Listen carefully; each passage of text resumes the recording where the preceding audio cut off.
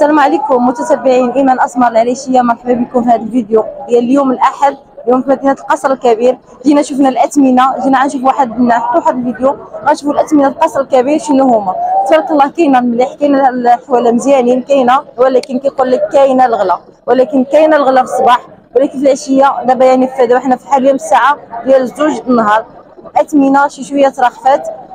صابوا الناس انهم الناس غادي يشريو، والناس اللي غادي يديروا الاضحيه ديالهم مشاو بحالهم باش تلقوا يداهم لقاو لمن يبيعوا. يعني هذه كتسمى انها كارثه، يعني يبقى شي منهم شحال منهم غادي يبقاو حتى الحد الماجي.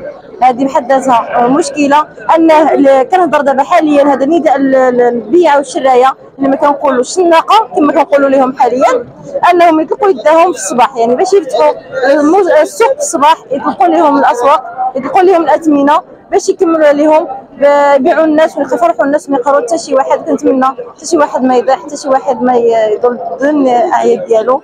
والله لا يحرم شي مسلم. هاي نتمشى العرب.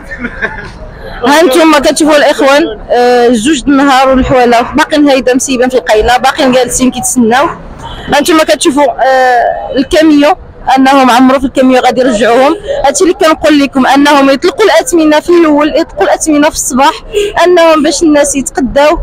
شحال منهم جاو ما تقداوش رجعوا مشاو بحالهم. هادشي اللي كنقول لكم، انهم يطلقوا يداهم في الصباح، ما يتصعبوش على الناس. يعني اللي عنده واللي ما عندوش يقدر يتقدى، اللي قادر غيشري واللي ما قادرش يشري شي حاجه على قدو، ماشي بالضروره تكلفوا على راسكم. وكنتمناو يا ربي الهلا تحرم شي مسلم. هانتوما كتشوفوها هما في الكاميو، هما في الكاميو راجعين بحالهم.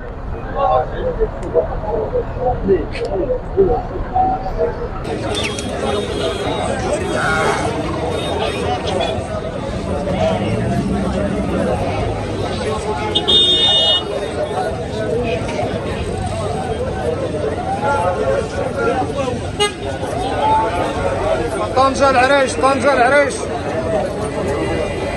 طنجة العريش.